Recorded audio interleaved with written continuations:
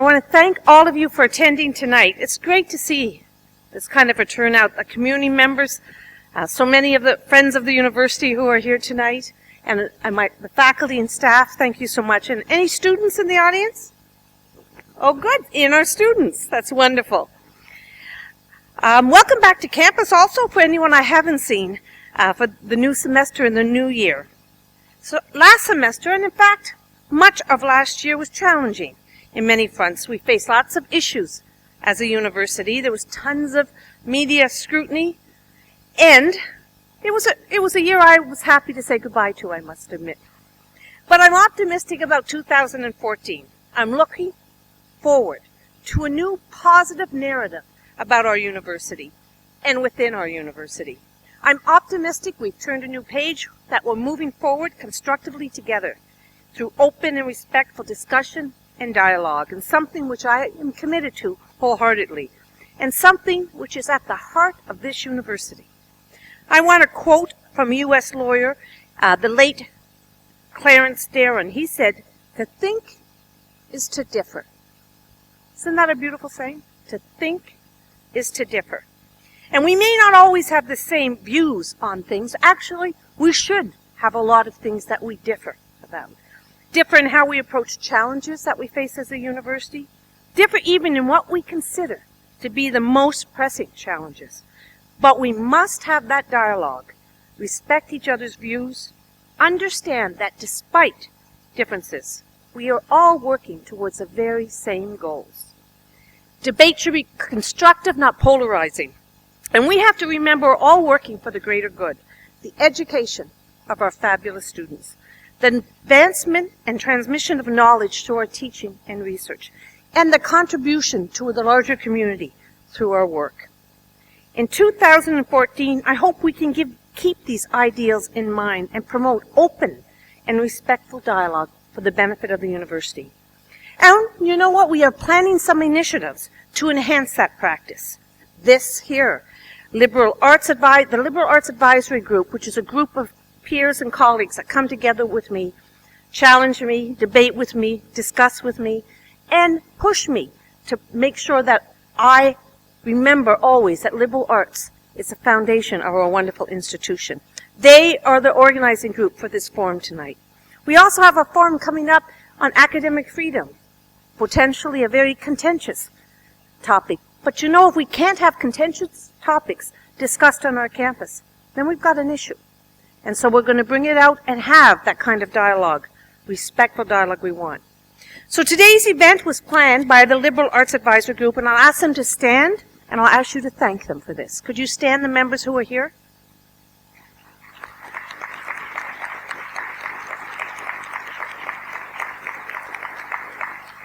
Looking back and moving forward, this is about where our foundation came from.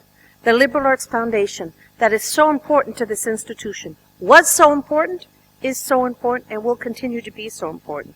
And for us to explore what can we do to build on that wonderful tradition. And I'm looking forward to a great discussion.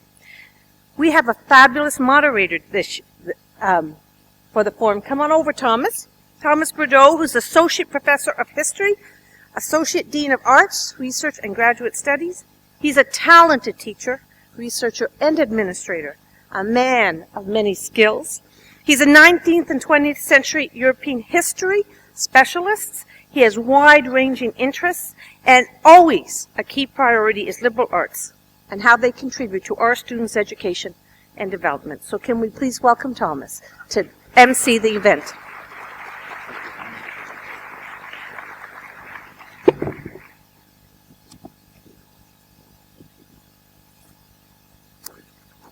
Good evening and welcome to this Liberal Arts Forum. We are here tonight for two reasons. One is to celebrate and to remember the vision and the innovative spirit of our colleagues who wrote the Regina Beach Manifestos. And many of them not only wrote this manifesto, but also made crucial contributions to the building of this institution. So that will give us an opportunity to reflect on the role of the University of Regina, or the role that the University of Regina has played in our community. The second reason for this forum is to discuss the challenges the liberal arts face at our institution, but also in our society at large. And as many of you, as you know, these challenges are not unique to Regina or Canada. These challenges exist throughout North America and Europe. Allow me to focus my introductory remarks on the second part of tonight's forum. Some say that the liberal arts are facing a crisis. And many professors in the liberal arts have what one of our colleagues has called a nagging sense of marginalization. The liberal arts are under attack, some academics complain. Under attack by politicians, by business leaders, and public opinion, and even their own university administrators. They all, the complaint goes, or the worry, they all question the utility of the liberal arts in a society that struggles economically. Resources are directed towards academic endeavors that promise jobs for students and a growing economy for us all. Others, however, claim that the liberal arts bear some responsibility for this crisis. They say the liberal arts have maneuvered themselves to the fringes of society. Their research subjects have become so arcane and so specialized that hardly anybody outside their fields can participate in their discussions. And to make matters worse, these critics add, the liberal arts make little effort to render their research accessible. This is not a new thing. I mean, I'm a historian, so this is sort of a standard phrase that I use wherever I speak. This is a continuation of arguments that were made in the 19th century, when in the context of the creation of modern universities, the value of the liberal arts as academic disciplines was weighed against the economic benefits of the applied sciences. And at the time, defenders of the liberal arts argued that the economic and practical value, let's say, of the study of ancient languages or of distant cultures, is minimal. But they insisted that a wealthy nation can and must invest in culture.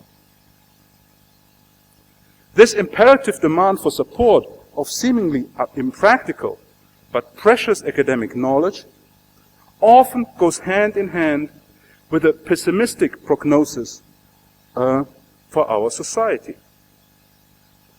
In this narrative, then and now, the liberal arts, and with them our cultural heritage, are sacrificed to more immediate and profane concerns. But is this really the case? Are the liberal arts in a crisis? Are we, as universities, are we as a society, neglecting an important part of the education of our students? And if we are guilty of this, what are the societal costs of such a neglect? Is this crisis unique to the liberal arts?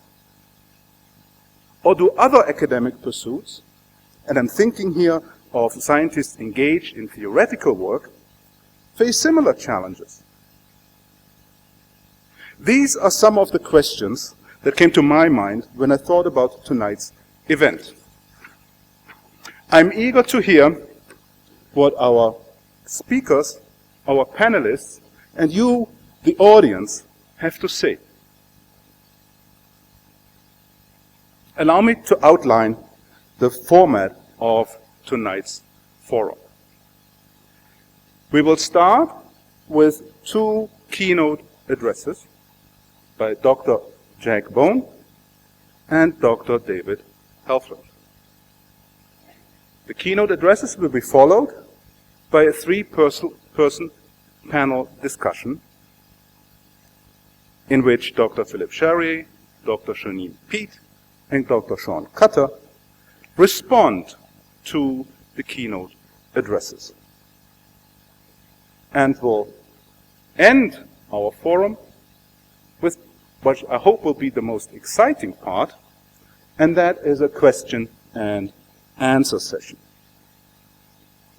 For that purpose, we have 2 microphones, and I'll ask you to use those to pose your question that allows everybody to hear them. And to cap it all off, there will be a reception outside of this lecture hall, of this theater, and of course you're invited to stay and continue our discussion. I would now like to ask Dr. Boan to come up to the stage.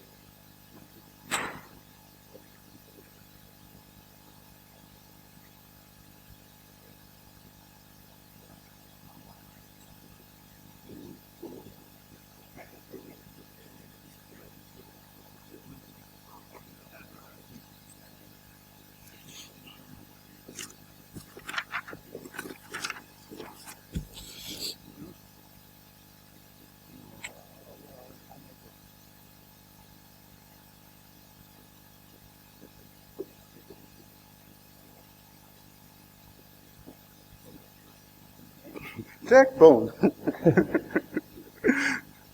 really doesn't need an introduction. So in that sense, I'm very superfluous here. But there might be the odd person who doesn't know Jack Boan. He joined the university in 1962, and in 1963 he was one of the faculty members who contributed to what became known as the Regina Beach Manifesto. And these were the days when manifestos and university policy was still drafted at beaches. That time has gone. And I should ask you what you guys were wearing.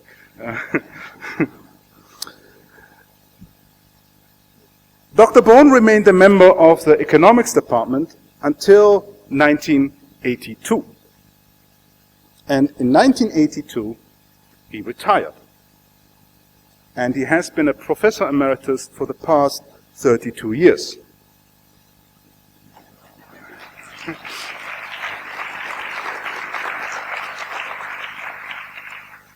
He has not slowed down. He has remained incredibly active as a teacher, as a researcher, and he has volunteered a great deal of his time with professional and community organizations. And he is a permanent fixture of this campus. There are very few events that one goes to where Jack is not present. And last night was one of the prime examples of the importance of his presence. There was a lecture on some aspects of World War I.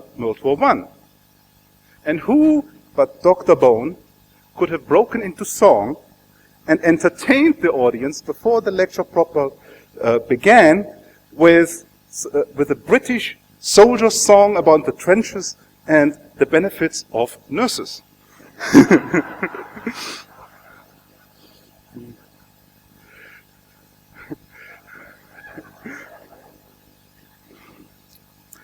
So tonight he has graciously agreed to tell us more about the framing of the Regina Beach Manifesto. Dr. Jack Boan.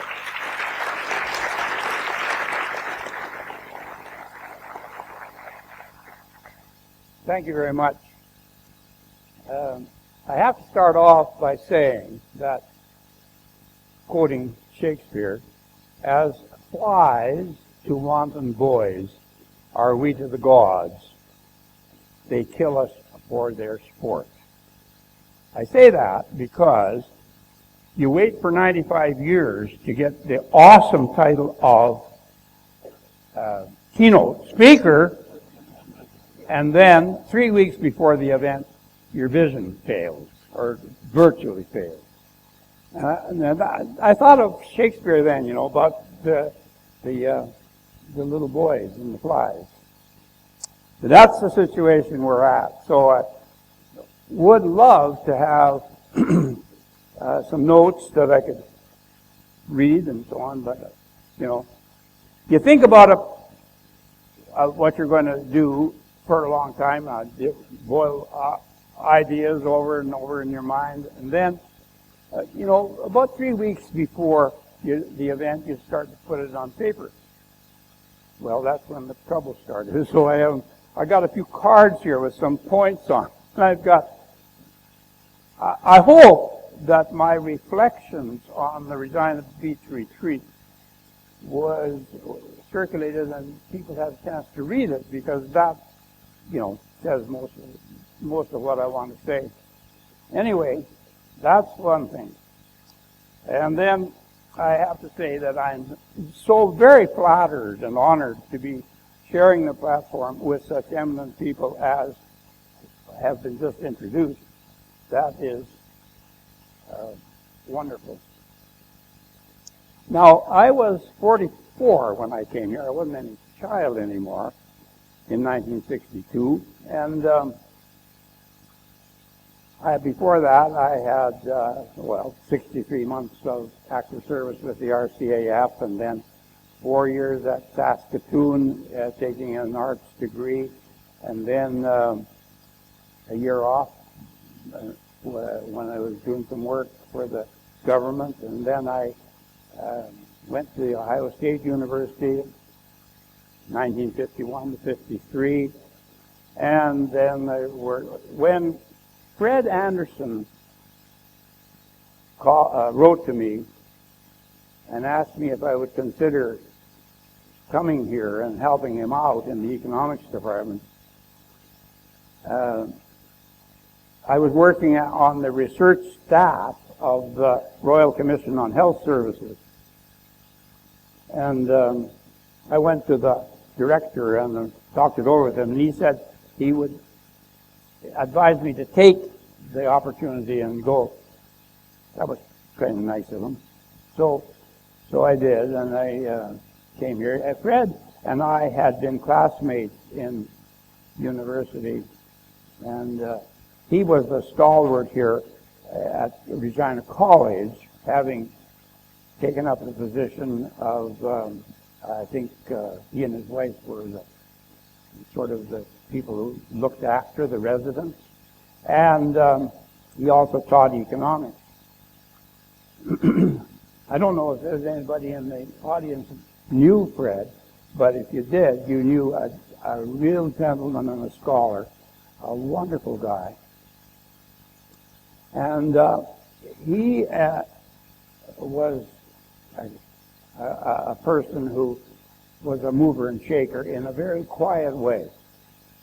And so in the summer of 1963, or the early fall, I don't remember when, we started kicking around the idea of a retreat to talk over how we were going to shape this new university that had been thrust upon us beginning about 61 and adding a year at a time.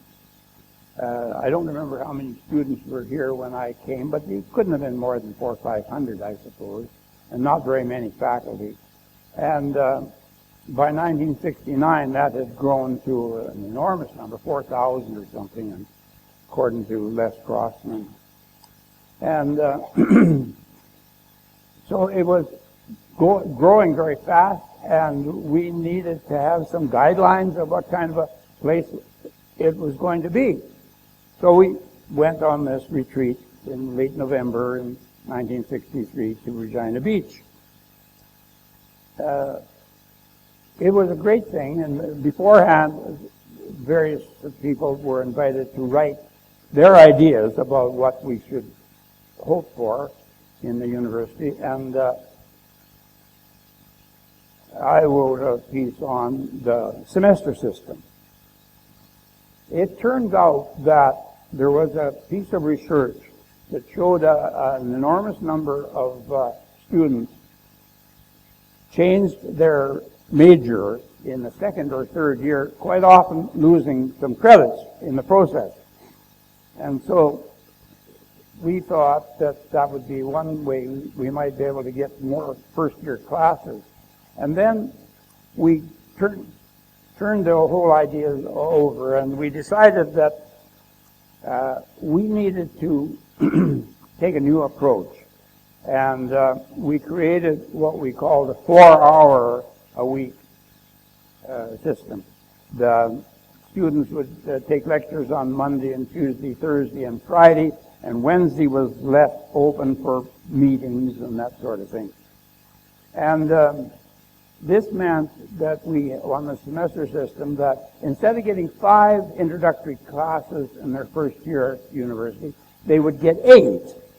4 in the first semester and 4 in the second semester. So during that first year, they would have a larger number of classes to sample and decide for sure what major they would like to follow. And that worked very well. And so we did that. And then we did some other things, like we thought we'd have some nomenclature that was different. We decided that the experience in a classroom would be called a class. So you would have a class in this or a class in that. And then a course would be several classes under a certain theme. And that would be called a course, and so on. And we wouldn't have colleges like they had at U of S. We would have faculties instead. Well, I think that was just because a lot of people here in Regina College, when I arrived, were not very anxious to duplicate what was in Saskatchewan. They wanted to strike out on a new path. And, and those kind of things were part of it. But the most important thing was the manifesto, so-called. We termed it the idea of what the university should be about. And I hope some of you have read that, or maybe all of you hope. But anyway, it started off by a quotation from Greek civilization: "The unexamined life is not worth living." When I heard that, I hadn't heard it before. When I heard that, I thought, hey, that is profound. I like that. And then the 5 aspects of what's become known as the manifesto were hammered out. And the people principally involved in writing that were 2 people. Al Berlin, who was a brilliant English professor and had come to here from the United States, escaping from McCarthyism. And the other one was Fred Anderson. The 2 of them were stalwarts in creating this manifesto.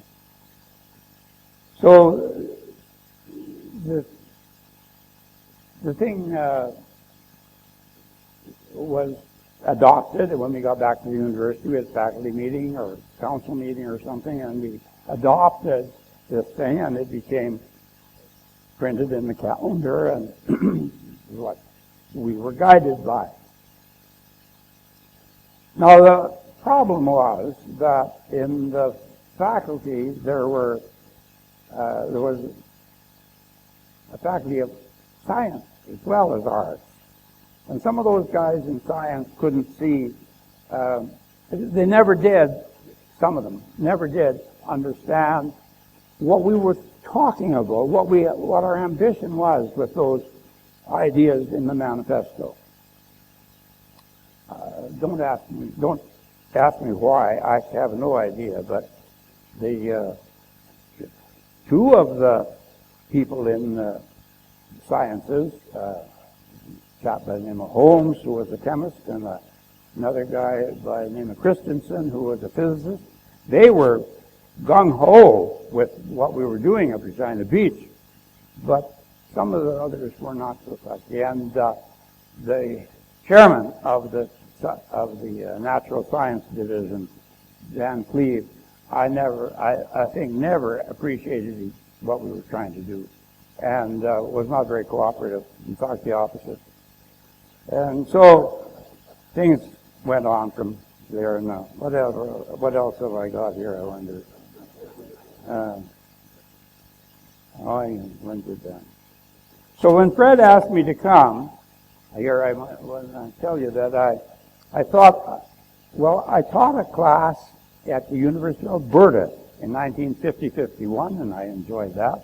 And then in 1955-56, I had a full load, 3 classes to teach, and I enjoyed that too. So I thought, yeah, I like teaching at the university, so that's the reason I said I'd come.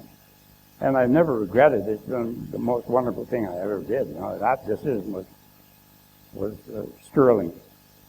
So I got some advice before I came tonight from somebody that I respect in terms of insight. And it was to be brief and leave some time for questions. So I think I'll stop there, if you don't mind, and we'll fill it out with some questions and answers if there are any.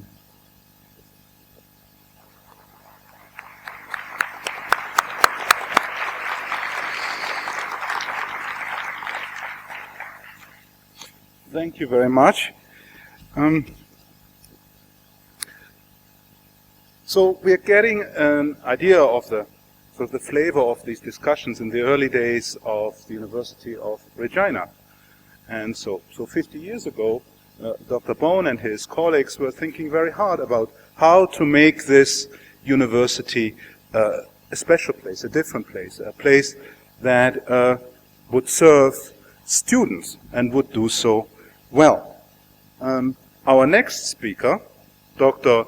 David Helfand, and I would ask you to come up, please,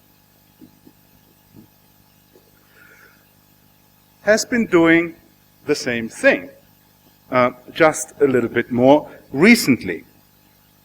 He is a distinguished academic who has been a professor of astronomy at Columbia University for more than 3 decades.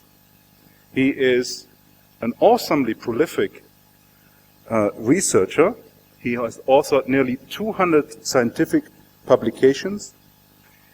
He has mentored 22 doctoral students. And it is very interesting, I find, he has dedicated much of his career to teaching undergraduate courses for non-science majors. He currently serves as president of the American Astronomical Society and has been president and vice-chancellor of Quest University in Squamish, BC since 2008. And Quest University seems to be a very special place. The first time I encountered it was when I watched, on the advice of a colleague of mine, a strong urging actually, Dr. Helfand's TED Talk. This was in the middle of the day. I was watching YouTube. And this was electric. And as you will see in a moment, absolutely enthusing. I was about to apply for a job at Quest. And I thought it's a very, very interesting place. It's a secular university, non-for-profit, and that focuses entirely on excellence in undergraduate education. And to that end, it offers only one degree, a Bachelor of Arts and Science. And you will hear much more about this from Dr. Helfand.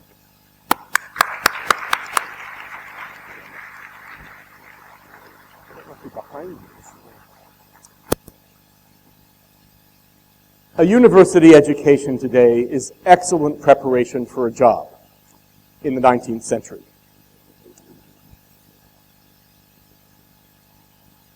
This is not surprising, really, since our institutional structures, our curriculum, and the mode of delivery of that curriculum was all developed in the 19th century. The difficulty is that we live in the 21st century. It doesn't take 5 weeks to communicate with a colleague in Europe. It takes 5 milliseconds. It doesn't take 100 factory workers to assemble an automobile. It takes 6 robots. Everything has changed, except education. The process of education we have today is based on the following model, that there is a full beaker of information, a big one in the professor. And education consists of dumping little bits of that information into all the little empty beakers that are out there in the audience, and then asking them to regurgitate it on command to show that they have learned it. This has fundamental problems, both theoretical and practical. Let's start with the theoretical. For the first 150,000 years of human evolution, information has been limited, difficult to access, and expensive. Picture the decades it takes to be an apprentice shaman before one becomes the shaman of the hunter-gatherer group, or the medieval scribe in his cell copying Aristotle by hand. But this situation has radically reversed in the last 10 years. Information is now virtually unlimited, ubiquitous, and free. It's in your pocket. It's 2 clicks away. So the model of transferring information from one dead to another is somewhat absurd.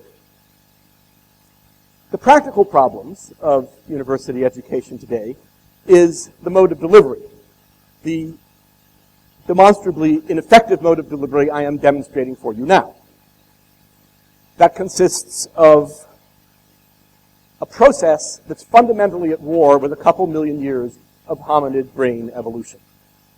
Let's actually think about this for a minute. All right, so what is the human brain like? What does it evolve to do? Over here, on the left side, you have a speech production center and a speech recognition center. They're very close to each other. They're tightly wired together. We are wired for two-way communication. Response, answer, response, answer. And so what do? We stand here, you sit there perfectly in silence, and if this were a full university lecture, I'd talk at you for 75 minutes.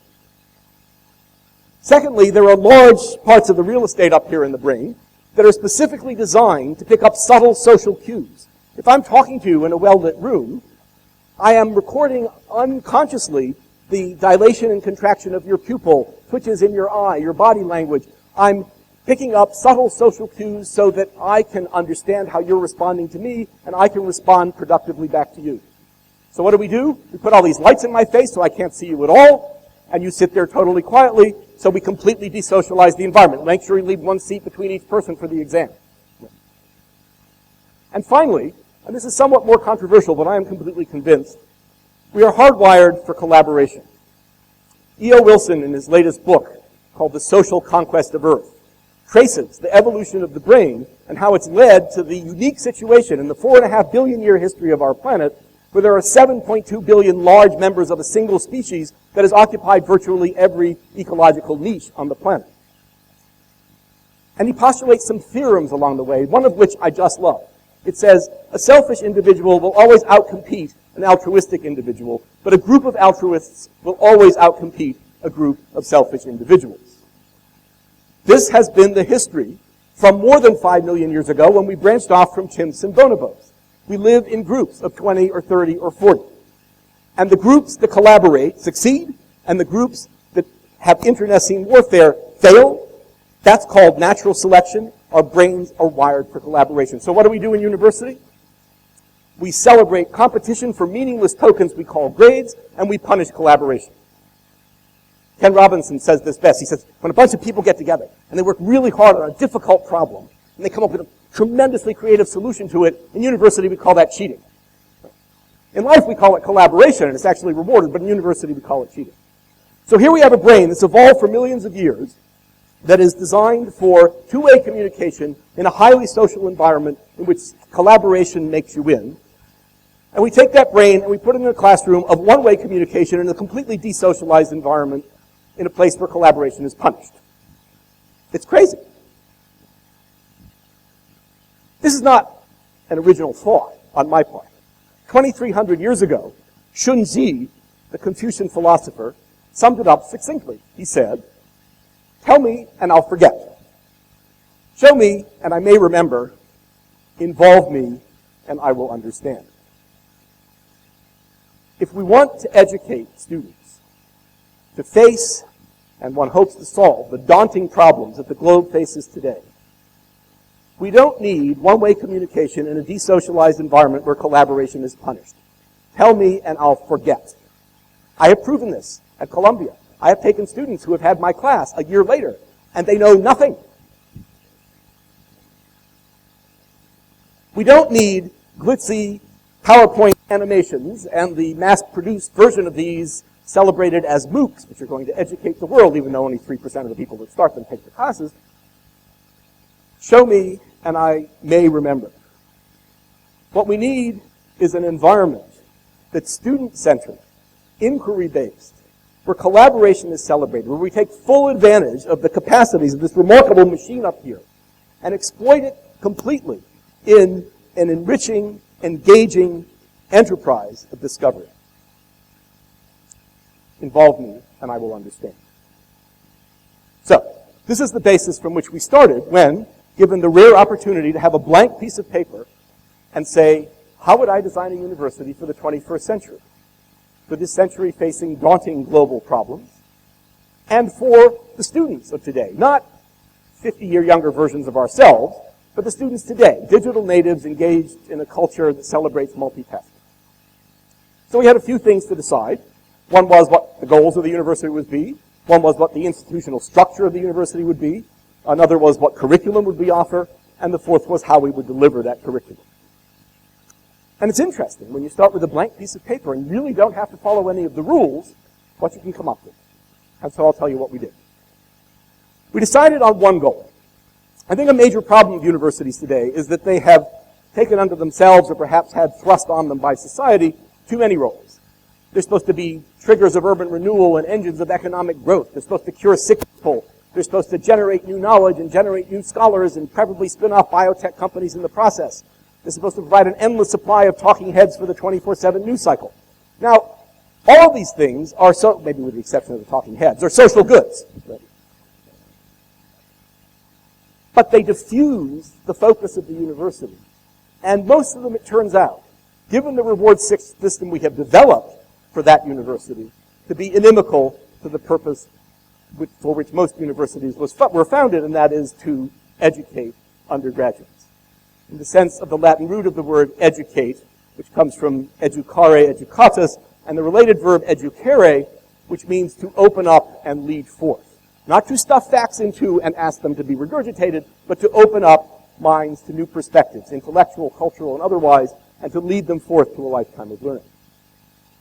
So we decided we'd be different in the first instance, and that we would have one goal, and that would be to create the most engaging and effective undergraduate liberal arts and sciences education that we possibly could. The next question was, what is the institutional structure?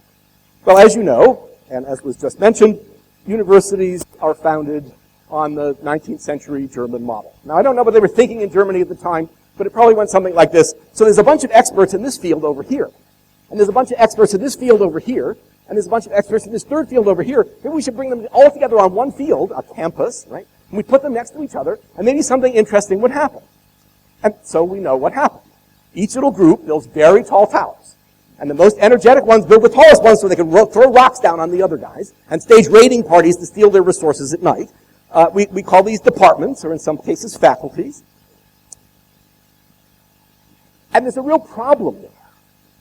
Because each of these people occupying these towers has a PhD. And the process of getting a PhD is the process of learning more and more about less and less until you know almost everything about almost nothing. And then we take all these people that know everything about the same nothing, and we put them together and build walls around them. So we decided we weren't going to do that.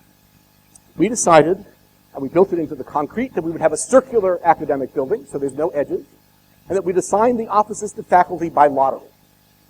And so we have a music professor sitting next to a mathematician, sitting next to a philosopher, sitting next to a physicist, sitting next to an economist, sitting next to a poet. And it turns out that some people who get a PhD and learn everything about nothing decide that that funnel's a little too narrow and they want to come out the other side, and perhaps it's fun to talk to an economist and a musician on either side of it. And we end up with a situation where our tone-deaf mathematician and our innumerate music professor got together and taught a course on the mathematics of music and modeled learning for the students in the classroom because they were. Furthermore, we have no faculty ranks, and we have classrooms that also build into the concrete the notion that no one is going to stand and be a sage on a stage, lecturing in a desocialized environment with a demonstrably ineffective mode of communication. Every classroom has a maximum of 21 chairs around an oval table, so no class is ever larger than 20 students. Third thing was what curriculum we're going to offer.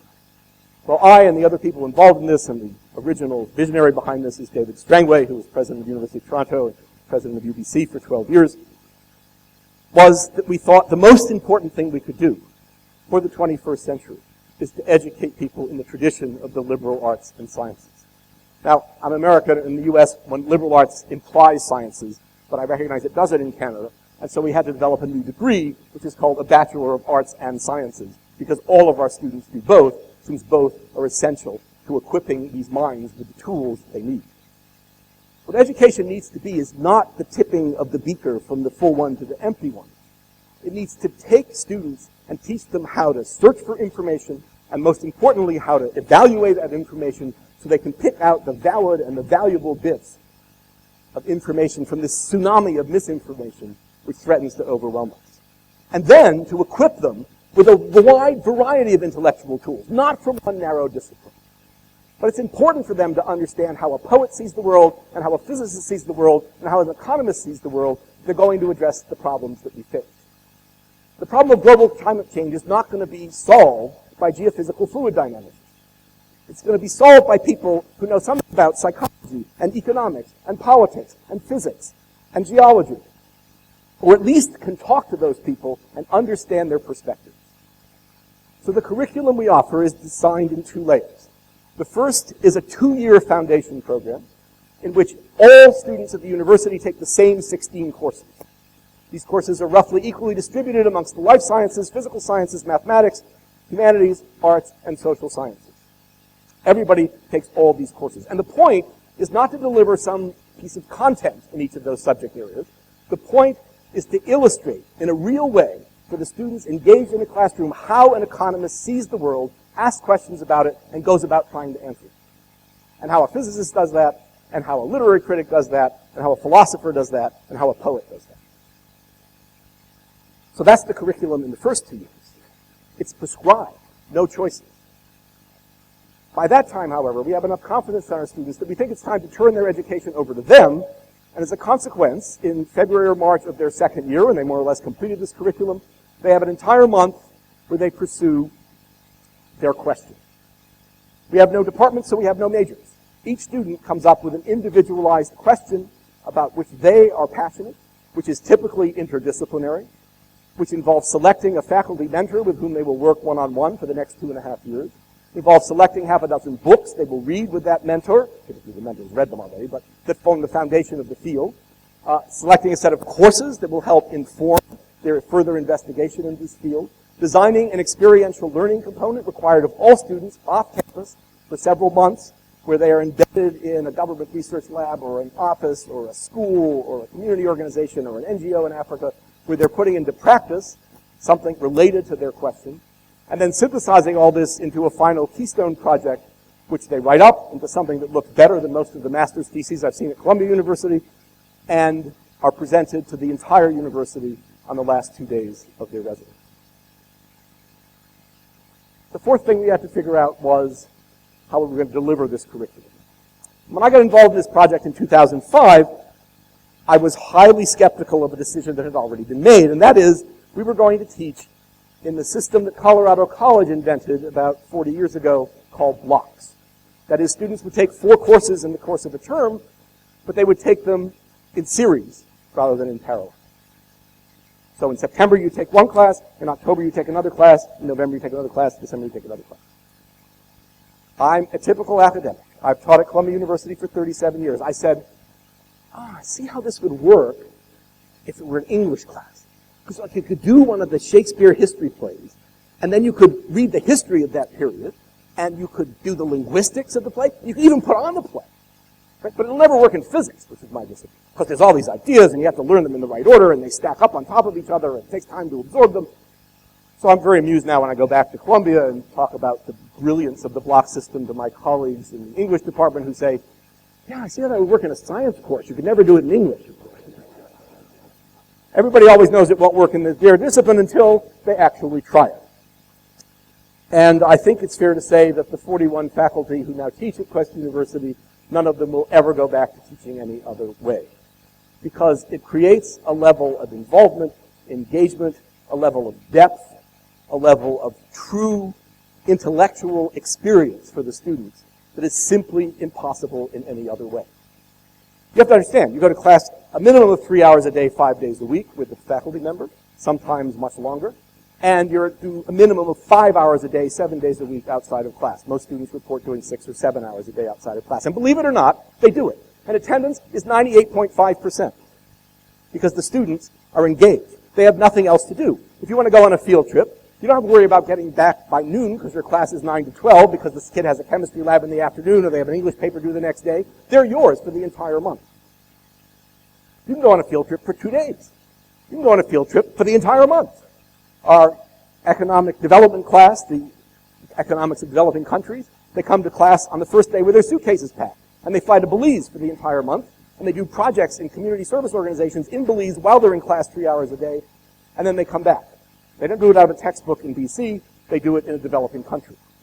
If they're doing a volcanology course, they start off on snowshoes and hike up to the 9,000-foot volcano behind our extinct volcano, behind our campus.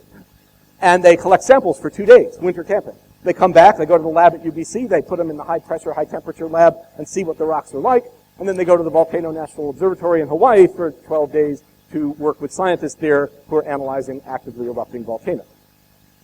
If they're in the comparative religions class, they don't sit in the class and read about other religions. They go to the Sikh temple, they go to the Jewish temple in Vancouver, they go to a Buddhist temple in Vancouver. They are out in the world doing things with their hands. They're involved. Involve me, and I will understand. I can give you a dozen examples, I can give you 100 examples of how effective this is, but I'll just give you 2. One, which if you've watched my TED Talk, you've heard about. The other, which just happened to me this last month. The one, if you've heard the TED Talk, you know about is that we have this mathematician who is in love with spherical trigonometry. Now, I would hazard a guess that no one in this room has ever had a course in spherical trigonometry because I don't believe it's been taught in North America in at least the last 50 years. Well, so maybe you've taken it. Spherical trigonometry was a major intellectual development in the 19th century because it allowed accurate navigation for the first time. We live on a globe, and geometry on the surface of a globe is different than geometry on the surface of a flat piece of paper, which is the way all of you learned it. And Glenn is in love with spherical trigonometry, so he teaches a class in this. Remember, every student has to take a math class in their first year. But it's not a pre-calculus class or a calculus class or a geometry class. It's a class that illustrates the way a mathematician thinks. And believe it or not, we have students, like you have students, who are terrified of math, who shun math, who are proud they don't understand math. And they go to this class. The class meets from 10 to 12 and 1 to 2. I go home at 7 o'clock. They're all still in the classroom at 7 o'clock. They get these lucite spheres. They carry them around like pets. They sleep with them. They become completely absorbed and messianic about spherical trigonometry, about the beauty of the way mathematical reasoning works. And a couple of years ago, in one of these classes, in November, 3rd month of university, all first-year students, 17 students, none of them intending on being a math major. We don't have majors, but none of them particularly interested in math. This has just got a reputation as a cool course, and you get these cool lucite spheres, so why not? They're in this class, and on the 9th day of class, Glenn, who has galley proofs into Princeton University Press to publish the history of the development of spherical trigonometry, puts up a theorem on the board that was first published in 1807 and has been reproduced in every textbook ever since. And by the end of the class, which was, I admit, 6 hours later, the students working together, but primarily led by one student who had failed his last math course in high school, Caleb Rabel Clark in Seattle, found a logical flaw in the proof of that theorem that had escaped mathematicians for 200 years. These are first-year students not particularly inclined towards math. That's the level of engagement and the level of analytical ability you can develop in a matter of weeks when you engage and absorb students in a subject. This past block in December, I taught a course. It was called How to Build a Habitable Planet, and it took us from the first microsecond of the universe, where the quarks and the lepton building blocks were made, up until today, and the discovery of thousands of planets around other stars, a fascinating recent development in my field.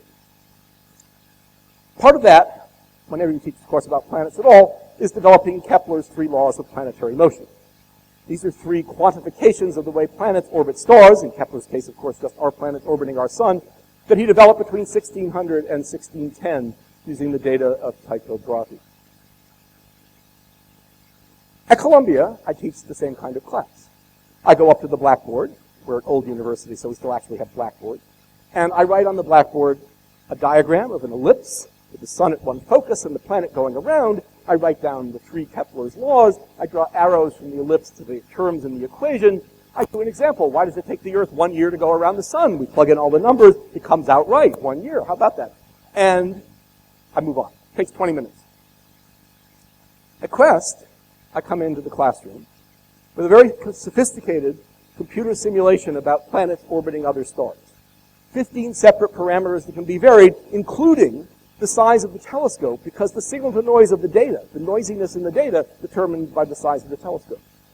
And I give them a sheet with about 20 questions on it. And I put them in groups. Our tables break up into quads, so 5 students at each of 4 tables. And I say, work through this, see what you can figure out about the way planets orbit stars. In 3.5 hours, the class is supposed to end at 12, but they were all still there at 12:30.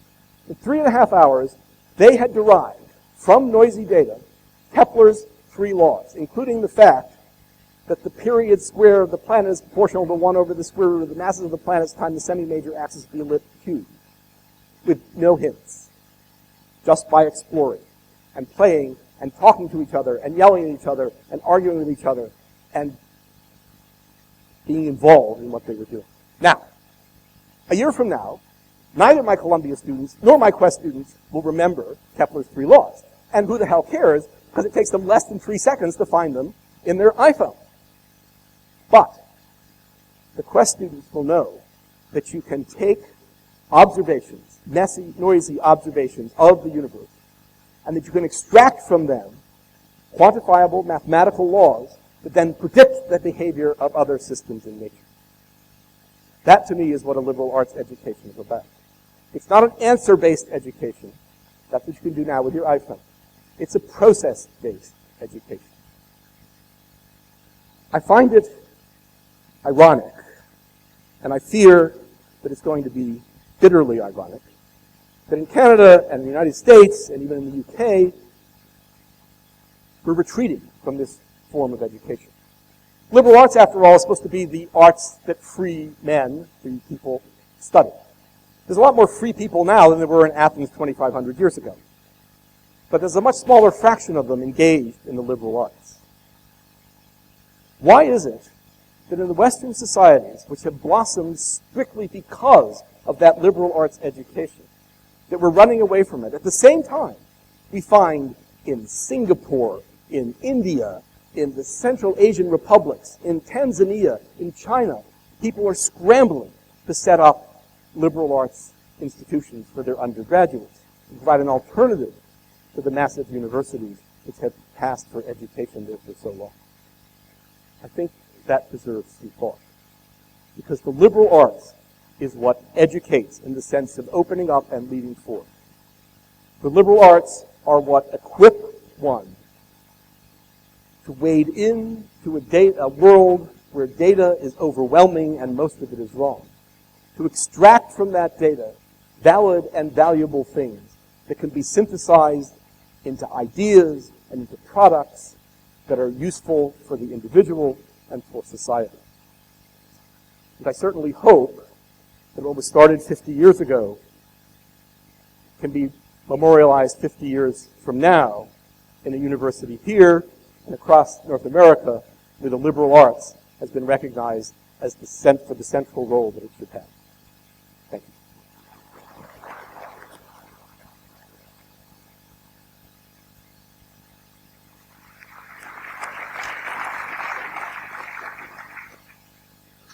Thank you very much, Dr. Helfand, for the most inspiring keynote address, and one that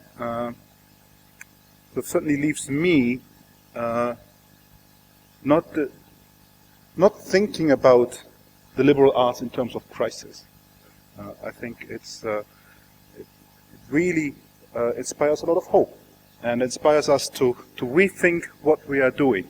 And perhaps what we perceive as a crisis is actually an opportunity. The next part of our forum is three presentations by three panelists, and I'll ask you to come on stage on stage, and then I'll introduce each of them.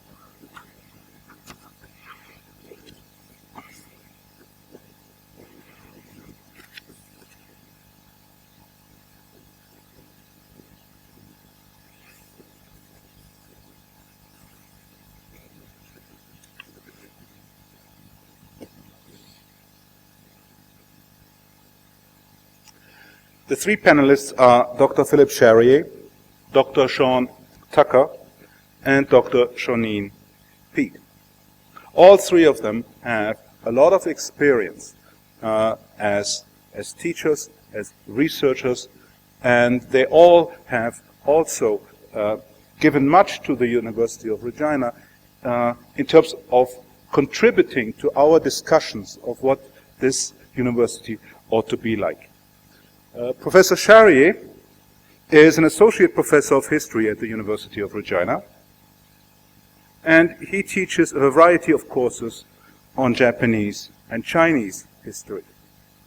His research focuses on the 20th century visual culture in Japan, and he is currently collaborating with colleagues in Japan to mount an exhibit that will be shown in Tokyo in 2015 that looks into the promotion of New Deal initiatives in Depression-era America and how they were perceived in Japan. The second male panelist is Dr. Shaun Tucker. He is a relatively new arrival at the University of Regina. He joined the Faculty of Business Administration in 2009. Dr. Tucker teaches courses on leadership, occupational health, safety, industrial relations, and human resource management. His research relates to young worker injury prevention and how CEOs impact organizational safety. Prior to his doctoral studies, Shaun completed a major in history at Simon Fraser University and a labor history master's thesis at Queen's.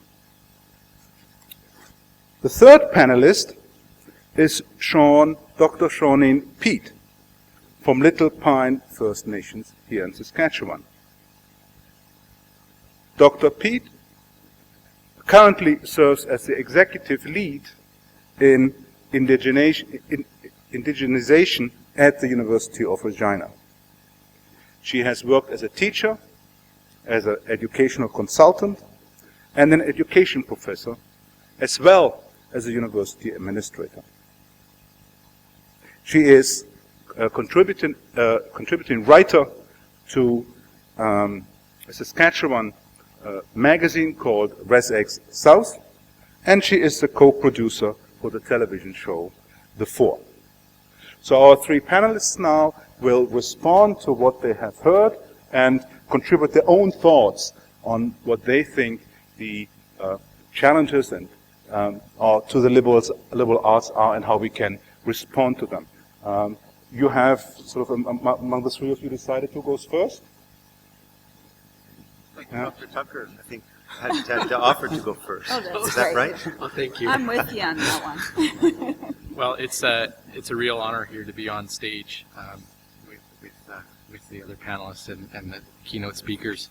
I've prepared some notes. I know I wasn't supposed to do that, but I have, and I've also taken some notes from the talk there. And I mean, just to start by some thoughts on David's talk. I mean, I think you touched on a lot of sacred cows in the academy, and it's certainly a challenging talk. It challenges us to think about new ways of educating and involving the students and collaboration with students and with our colleagues in the academy. One of the thoughts I had when you're talking, David, was about our students. I was thinking of our student body here, and we have many motivated students. However, some aren't, and I'd like to hear more about how you engage students. I wonder if there, at Quest, if there's some self-selection process, and how we as a public institution can build the engagement. And gave us some ideas on that, but also communicate high expectations and create that motivation. If I could, I'd like to say a few words about the liberal arts and business administration, and hopefully this might clear up some misconceptions about business administration. And doing so, I'll talk about some of the things we're doing with experiential learning, which is a priority in our faculty at the University of Regina. I begin by saying liberal arts programs and liberal arts values are very important to my faculty.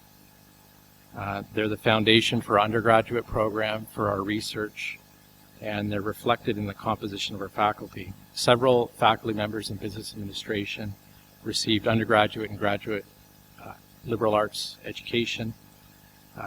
We are a diverse group. We have backgrounds in English literature, geography, sociology, evolutionary psychology, history, language, political science, and economics.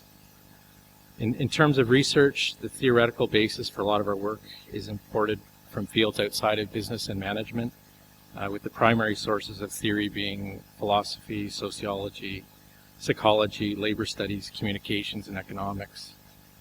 And liberal arts values, as I see it here at the University of Regina in our business faculty, are reflected in our exercise of academic freedom, which I think when I read the Regina Manifesto, I think some of the points in there really touch on academic freedom and the importance of it. I'll just give a couple quick examples. Bill Bonner, who studies communication, Bill has been very public in his critique of ongoing efforts by the state and organizations to intrude on the privacy of citizens. Marina Rennie, a professor of accounting, is also very active. If you followed the wastewater treatment plant referendum in the fall, you may have read Marina's excellent editorial in the Prairie Dog on the critique, hers, of the case for the P3 model. So there are many other examples of faculty in business administration who exercise their academic freedom in a way that embodies liberal arts values. And finally, I'll with my last remarks, touch on David's points about process-based education and involving students in the process of learning. Liberal arts is a foundation for undergraduate program. We want our students to have a broad educational experience that enables them to make sense of the world, to make sense of this information. It's an overwhelming body of information out there. So to receive a Bachelor of Business Administration, a student completes 120 credit hours of coursework.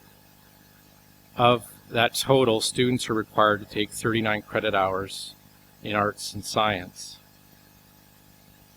And 21 additional credit hours are open electives. So business students can and do take 50% of their courses outside of business administration in the arts and science.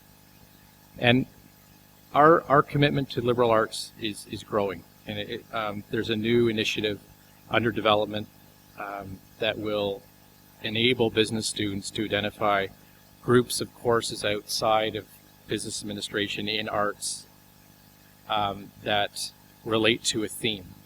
And I think our intention is to develop out 10 themes, and we're forging ahead. Some of the first ones are on language, understanding a region of the world, or natural environment, for example. There is also an emphasis as part of our mission in the Faculty of Business Administration on experiential learning. So we use different methods of engaging students, and we're on a journey on that. But since I've been here, and in 5 years I've been here, more and more experiential learning. So we use cases to learn. Of course, we have a strong co-op program at the university. In classes, it's not uncommon for students to work with not-for-profit organizations on some of their organizational challenges. So we're doing different things in the faculty. We're on a journey, and I think I'll end there. I've probably gone on too long, but look forward to the discussion later. Thank you.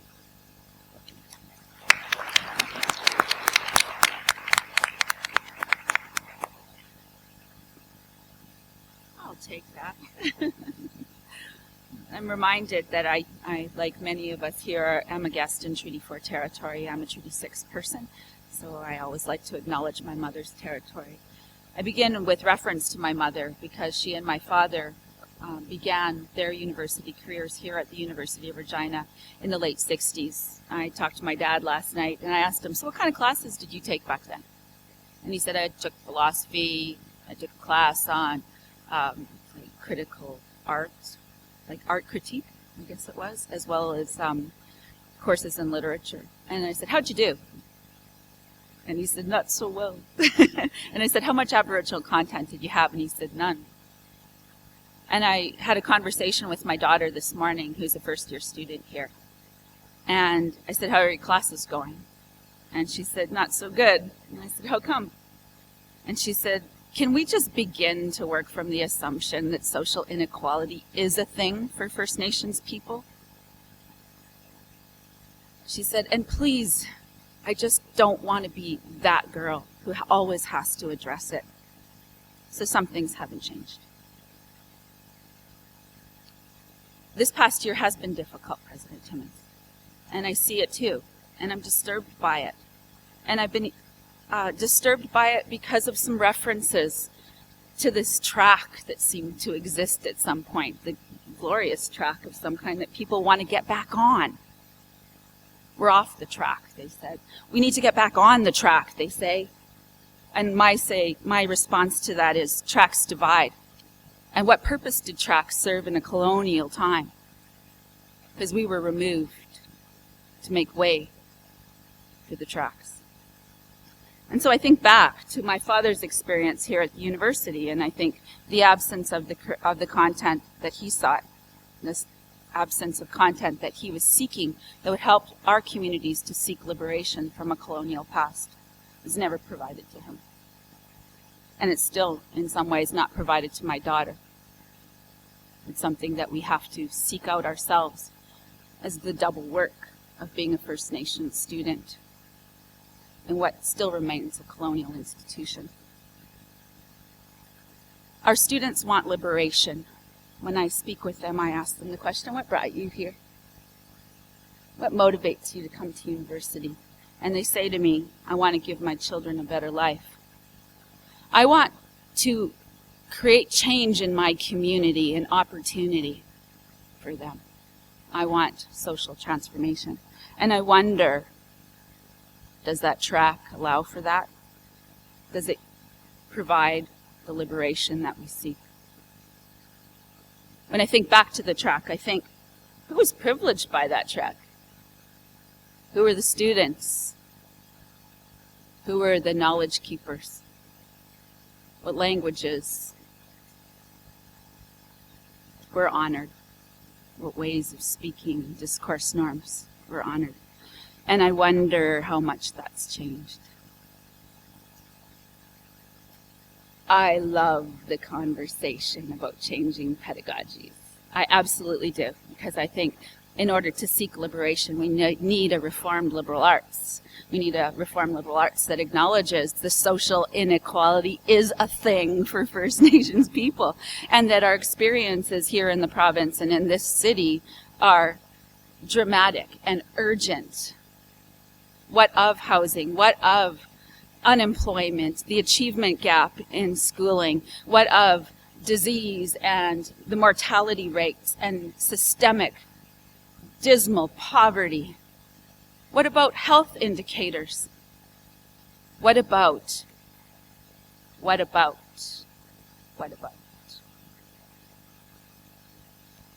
We need a liberal arts that's brave, creative, moving beyond the old tracks.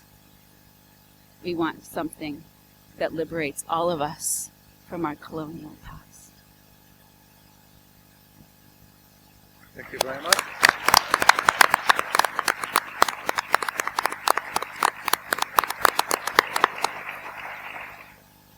Okay, well, I suppose it's my turn, and it's strange being up here because I can't see anyone's face out there. So you might have all gone, and I'm speaking just to my friends up the front here. But I'll try and be brief because I realize that you've all come probably in the hope of having a few questions to ask and having them answered by our panelists.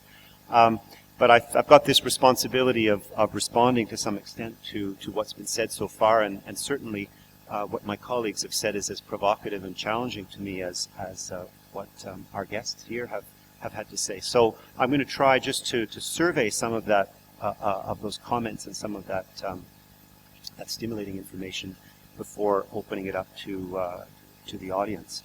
I think an interesting link between the two presentations that were made relate to the excitement of establishing a new university and of essentially starting with a blank piece of paper and of coming up with a structure for faculties, for departments, for curriculum, and also an idea of a pedagogy that you can then take forward and implement and watch grow the way you would cultivate a garden.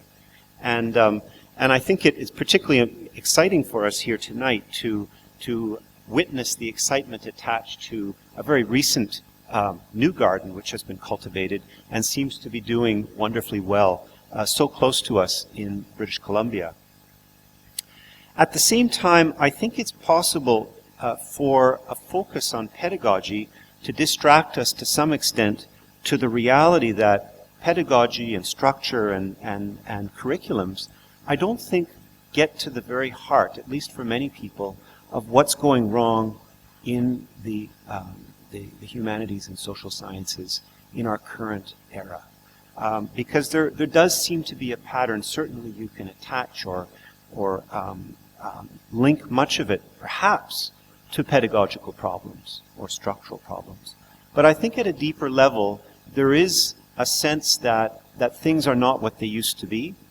And for those of us who are involved in teaching in departments, myself in the humanities, where we face the reality of funding cuts and to some extent, according to some indicators, dropping numbers of students, the reality that what we believe in so strongly, what we have strived so hard to achieve in terms of our own educations and the hope that we have of passing on what we've learned to students is not working out the same way that perhaps our sense was that it did for those who taught us, or perhaps even those who taught us.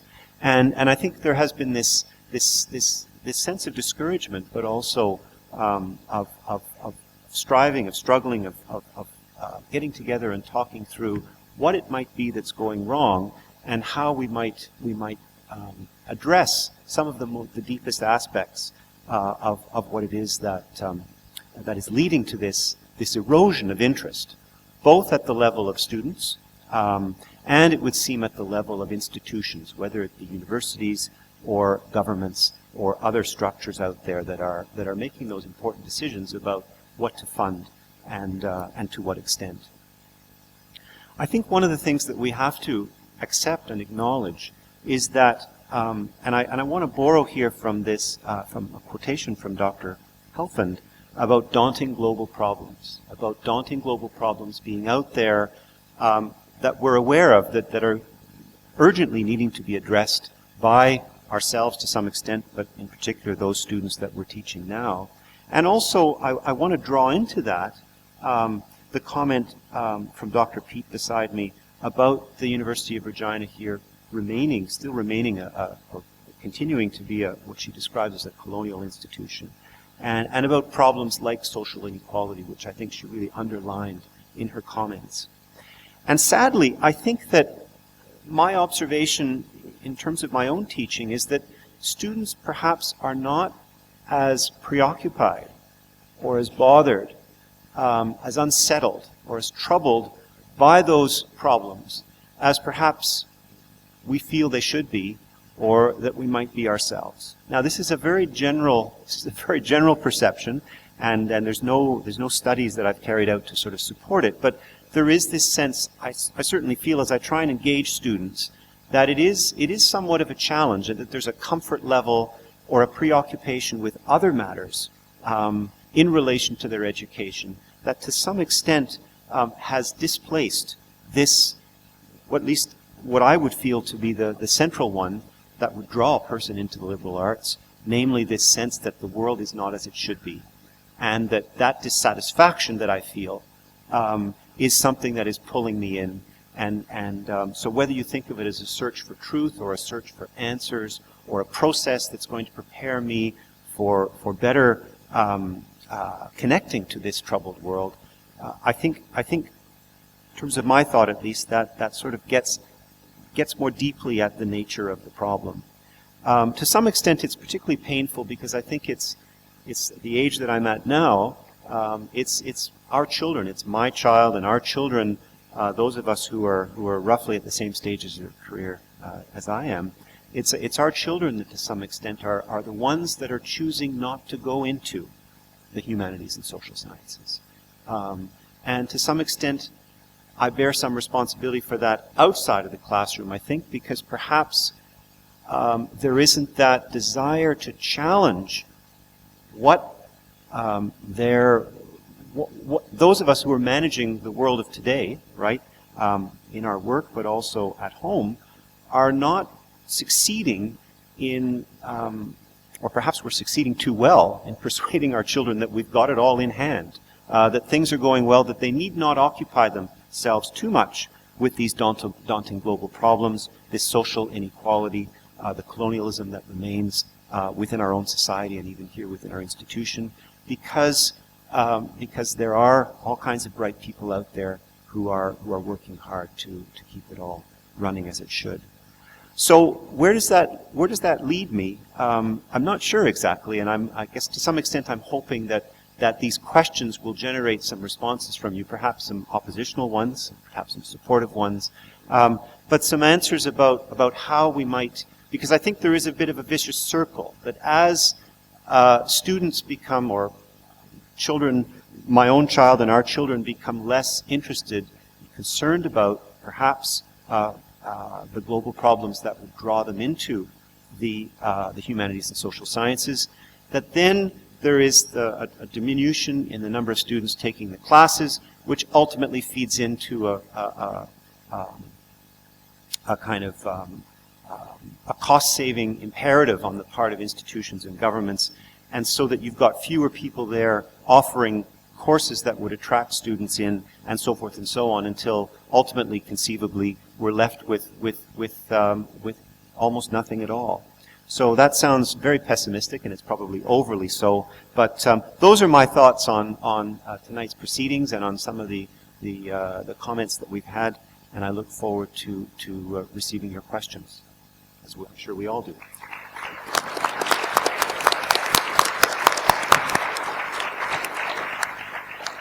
I would like to thank the three panelists for their thoughtful remarks.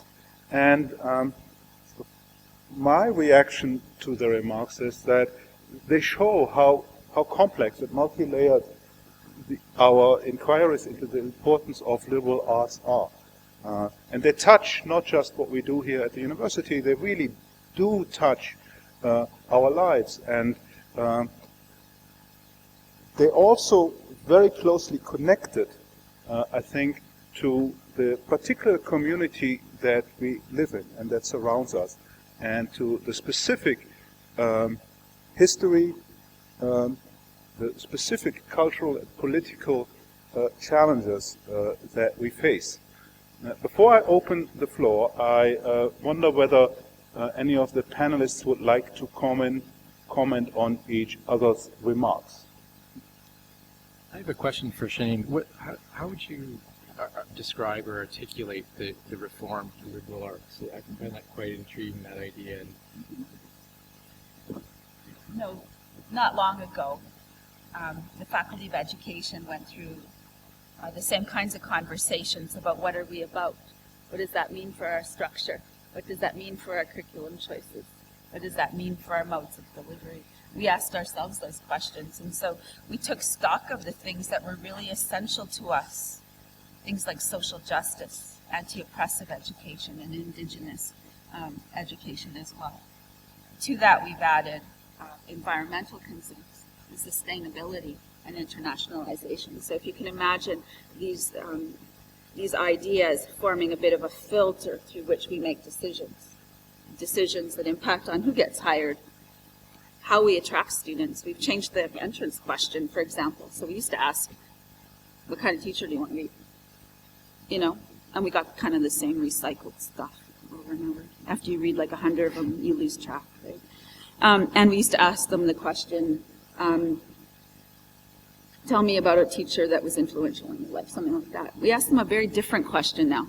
And the question is, what is it about your skills, knowledge, and experience that will help you to be an effective teacher in schools with increasing diversity, especially with those with increased First Nations and Métis populations?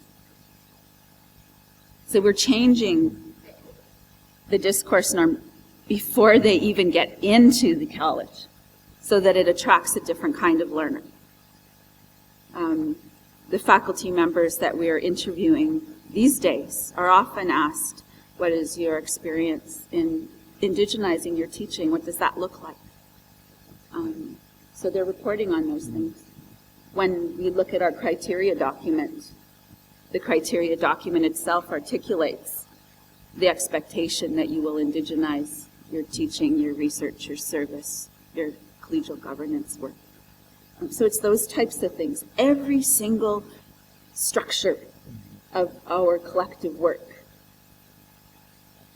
has to be addressed. This is not about tweaking. This is not about adding a different reading or adding another special subjects course. This is about reformation. And Jack, I loved what you said. Not everybody's gonna like it. Not everybody's gonna understand it. But we move forward anyway. I would say the social work faculty that I spoke with yesterday morning are beginning to have those conversations about all of those elements that you spoke of earlier in the change process. Are there any more questions among the panelists? So then I would like to open the floor to questions from the audience. I wonder whether we can turn on the lights so we at last see you. Thank you very much. And the mics are open, so please step up to the mics and ask your questions.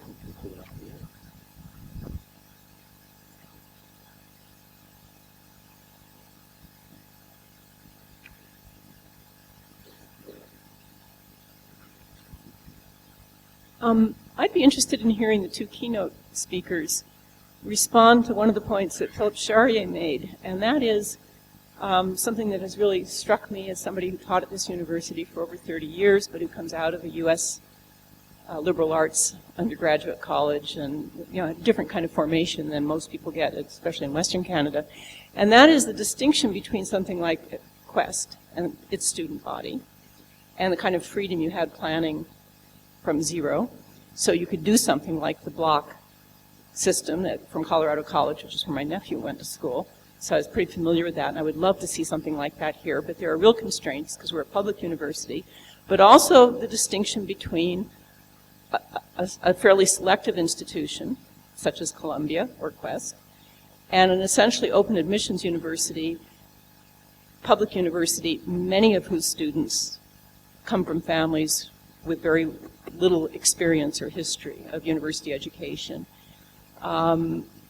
So that some of the things you're talking about, particularly at Quest, but also some of the ideas that the Regina people had 50 years ago, Regina Beach people, are based on an assumption of people who have a lot in common culturally and educationally when they enter the institution, and that's not the reality. That's one of the things that makes it really interesting to teach here, but it's not the reality of this institution or many other public institutions. So I'd really like to hear you respond to those questions, not to mention the external problems of government funding, grant-based funding, and so on, which really constrain the choices that administrators can make or faculty in the way that they offer courses.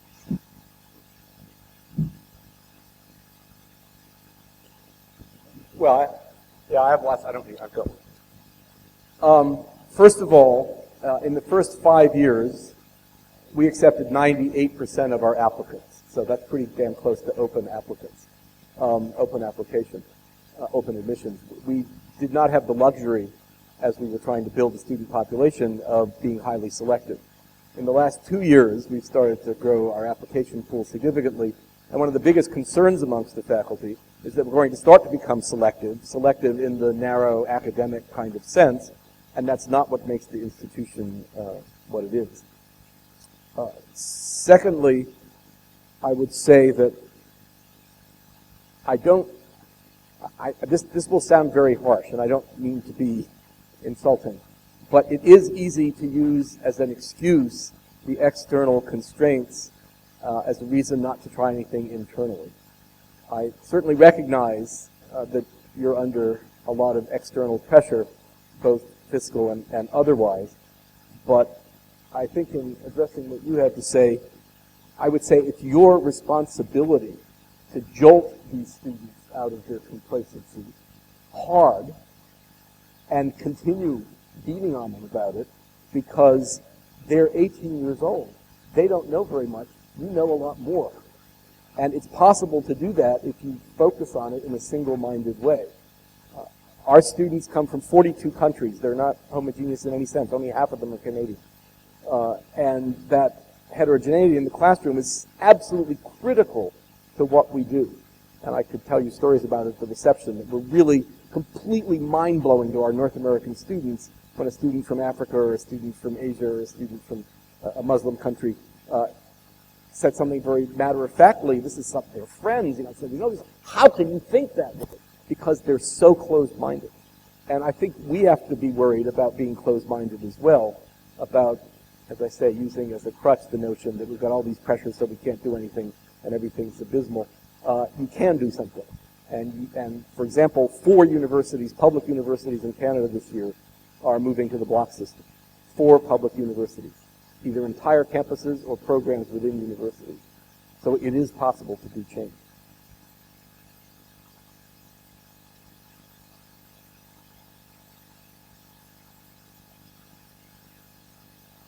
You wouldn't make it a quest. You're way too passive. May I add? I'd like to add that it does require asking yourselves the critical question, what measure of my privilege am I willing to give up? What measure of my privilege am I willing to give up? Like, what old privilege did I have that I hauled into this job? And what can I let go of? And what will I be free of? Do you have a question there? Well, it became sort of quiet, so I'll ask one. David and Jack. First, Jack, what do you see as the differences between the times of the Regina Manifesto and liberalism compared to today and interdisciplinary teaching and learning and the liberalism of today? My second question is, since colonialism has been raised, where was the University of Regina in terms of defending the integrity of FNUC when the Harper and Wall governments came down with a sledgehammer? And de facto, where was the University of Regina defending its own integrity in this relationship?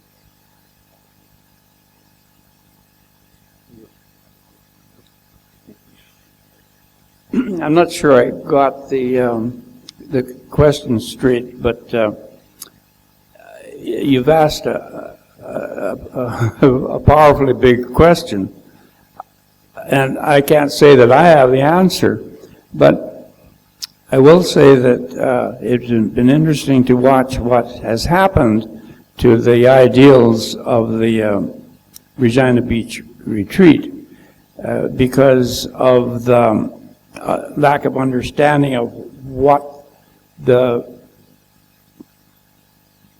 purpose that we tried to outline, what it was for. Now, for example, in 1970, I think it was, one of the chemists challenged the statement of what's we call the manifesto, and rewrote it, a committee, I guess, rewrote it to suit their tastes, I guess, and it didn't improve it any. I say that with some confidence because Jim Pitsula had something to say about that, and he said it was no improvement. In fact, the literature was inferior to the original statement. And so you get that kind of thing as you go along, where people don't understand what you're trying to do and want to push their own ideas, good or bad, on it. Now, that's what seems to have happened, and then, you know, one thing after another, somebody decided that the 4-hour classes a week, 16 hours a week for students, that was causing a problem outside the university when students were transferred, and to sort out the credits that they should be allowed. Well, you know, that was making a mountain out of a molehill, because as far as I know, there were no substantial difficulties in accrediting students for work they'd done here when they went to another place. But somebody thought that it was better to have the 3-hour and 5-class system that they have in so many universities, for no particularly good reason. And so that kind of stuff, you know, those kind of things get washed away for no good reason as far as I can see. Now, I'm blithering, but I guess I haven't answered your question satisfactorily, so would you mind repeating it again so that I have a better handle on it? Okay, I'll say it slightly different. I'm no great defender of 19th century disciplined knowledge. I'm not defending going back to the past. I have a fleeting suspicion that what's going on today with interdisciplinary studies is taking the liberalism of the 1960s, in which there was some substance in which this originated, standing it on its head, shaking it, and let the chips fall into the neo-colonial or the neoliberal or the neoconservatism of the Harpers, the Walls, and any other of their kind who's going to be coming up behind them. And in the States, that's your Bushes and your Barack Obamas. That's my question. What's the difference in the liberalism of the 1960s and today in which this is occurring? And then you can throw in FNUC and what was done to them. I thought I heard you talk about the present federal government. Well, of course, what can I say? The guy doesn't have much appreciation for the good life as we see it, but does have a penchant for trying to push the economy, and jobs at any expense. But you know, it's disheartening to see the killing off of various scientific institutions that have been built up over the years. And as Verda Petrie said, you know, we're heading for a third world status if this keeps on. I don't know that I'm getting at what you're saying or not, but it's certainly a long way from the liberal idea that we had, the liberal arts idea that we had 50 years ago. But what can I say?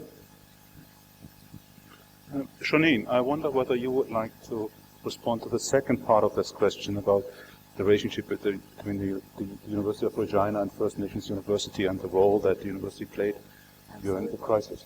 Thank you. I'd be glad to. I'd like to set the record straight, actually, about what happened back in the day. I was serving the role as the Vice President of Academic, a position that I had earned. I'd applied for. I'd left a tenure-track position here in order to go there. I have a PhD in higher education administration, so it was a really good fit for me. But I came into an executive team that was really male-dominated. It was very clear to me that that First Nations University of Canada was one of the most complicated political entities that I was probably likely ever going to face.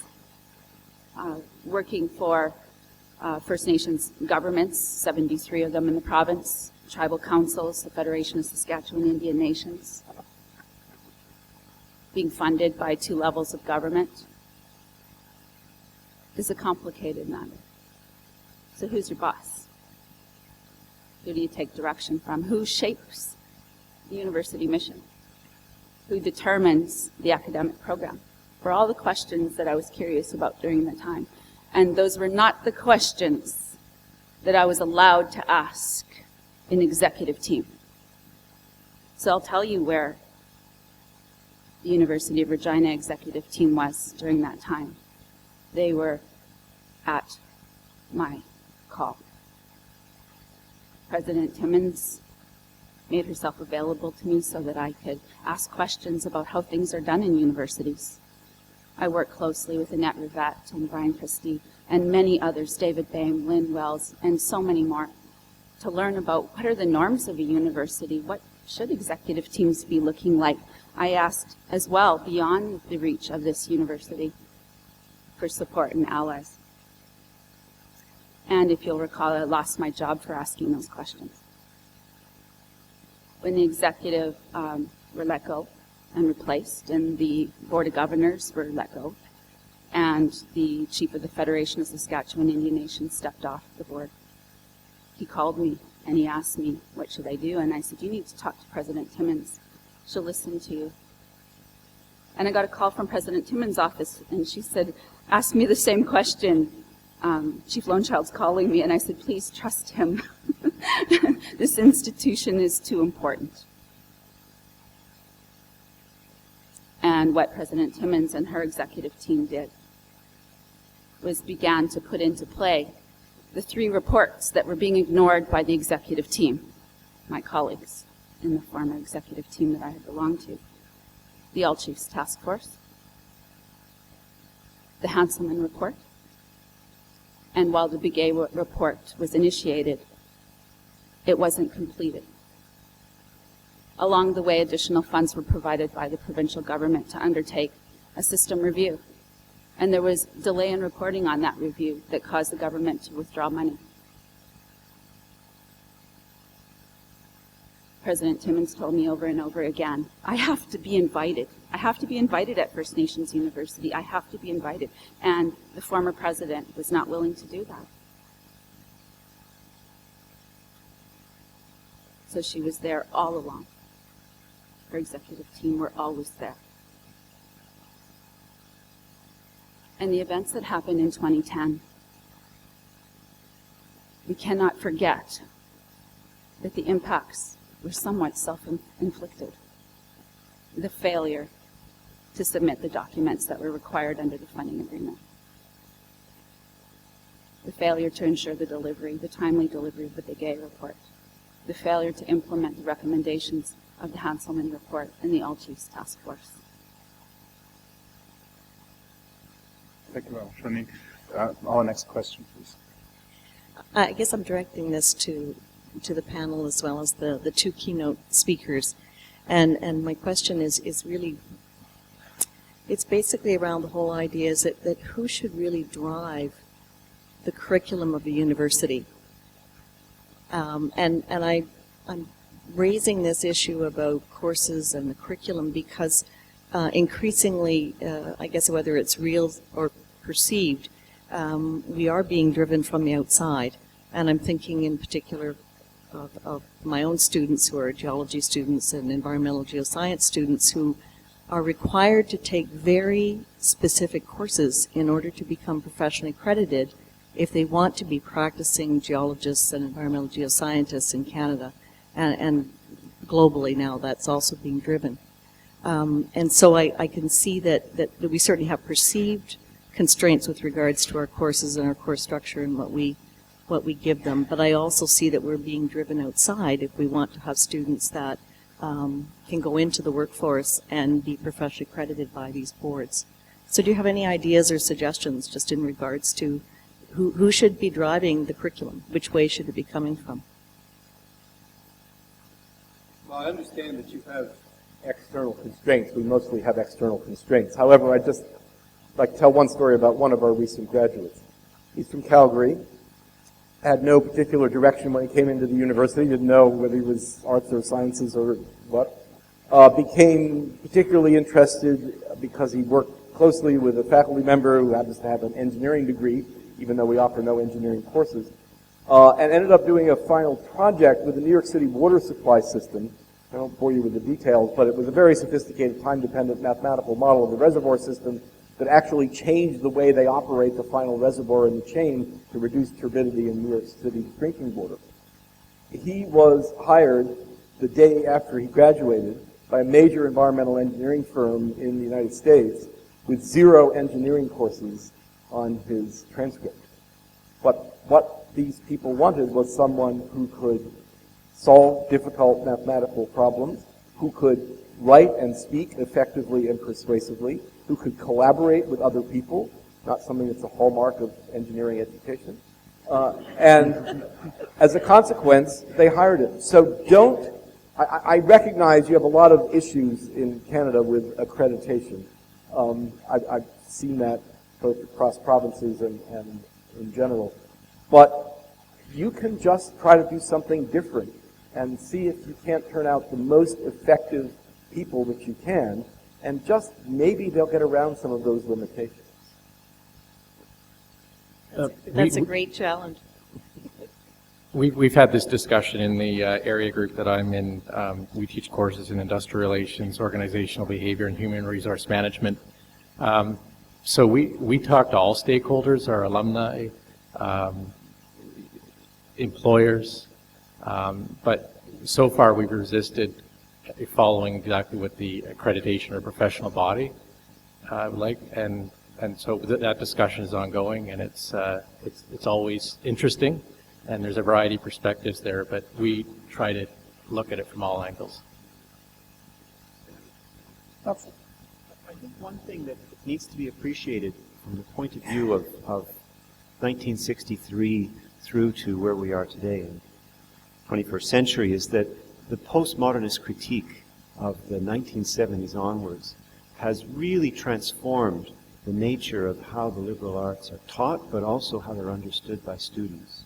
And so there was a confidence in relation to the preparation of that document back in the early 60s about the idea that we're preparing these students for citizenship, or we're preparing them to become good citizens in society, and that we're going to put together a program and an approach that will allow them to go out and to do that, so that in a sense we know what the truth is, and it's a matter of imparting that truth to the students so that they can then utilize it effectively in the world. And I would say that since the 1970s, skepticism has entered into students' outlook upon how they see the whole Western apparatus, and as a result are not prepared on the basis of, in a sense, what we've taught them, to accept the notion that they should be programmed to think about education as preparing them in a particular way for a particular world. So we've got this sort of paradoxical situation that on the one hand, I think especially presently, we're wanting to return to a more programmatic approach to the liberal arts, to thinking about sort of a core component that students could base then either further study in professional areas or not, or that they would benefit from just because we've selected it. And I think what we're not realizing in doing that is that students, and in fact we ourselves, are no longer thinking in that way, that postmodernist critique has affected us in a manner that for which there's no turning back. And I'm interested that from the point of view of Quest and the way that you presented the way the ideas that went into your curriculum design, it would seem to me that there is still a sense of lingering attachment to that notion of a core curriculum that students would then master before proceeding on to do any kind of original work of their own. So that there's not a lot of selection. Students don't have a lot of freedom to choose at the beginning, and that I guess I would understand from the way you presented it that they're completely okay with that. Well, should I? You don't want to get me started on the postmodernist critique, so I'll skip that altogether. But Columbia has a core curriculum. Every student in their first year on the second Tuesday reads Thucydides' Peloponnesian War. That's a core curriculum of the type you're talking about, and Columbia is the only university in the U.S. that's left that has that curriculum.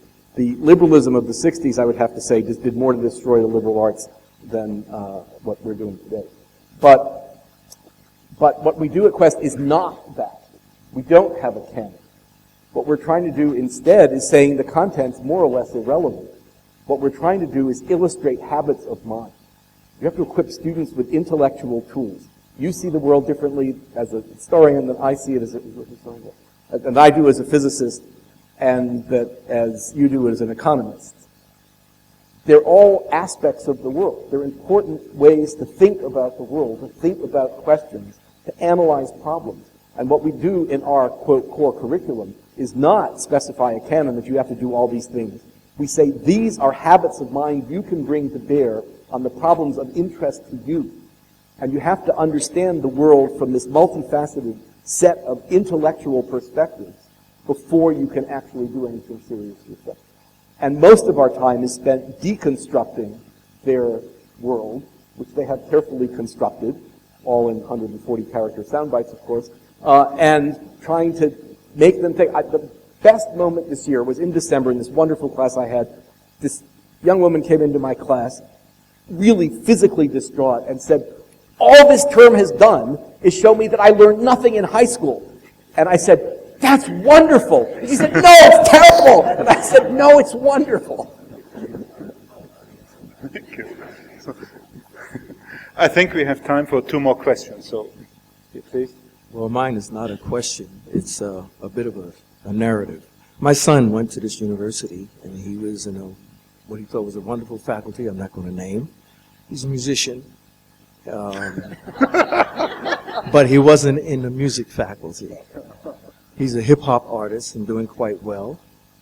He was invited to go to Sacagawea High School up in North Battleford to work with young people at that school. And he taught them how to produce their own videos, how to produce their own music, how to do their beats, how to write lyrics without swearing. Yeah. But when he returned here, he was up there for a week. He returned to the University of Regina to continue his studies. he had an assignment, class had an assignment, and it was to look at this art book that was from you had to buy it at the bookstore, and find someone in it who looks like you and write a paper on that person. So, my son looked through the book, and he called me. He says, "Dad, I got to talk to you." Excuse me. I said, "Why?" He says, "You got to take a look at this book." So he and his mother came into Regina. We live in Lumsden, and we looked at the book and said, "What's your assignment?" And he said, "Well, I'm supposed to find an artist who looks like me and then write a paper on that person." And I said, "So what's the problem?"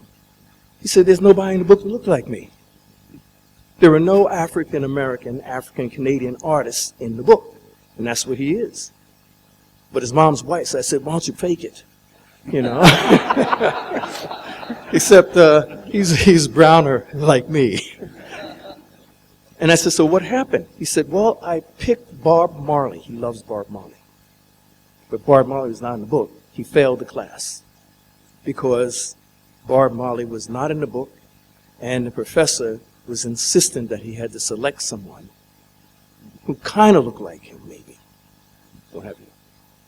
And what I'm thinking of is, in the context of the conversation here,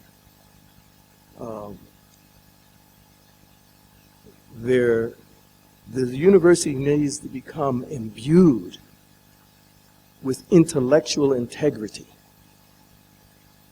and flexibility. Thank you.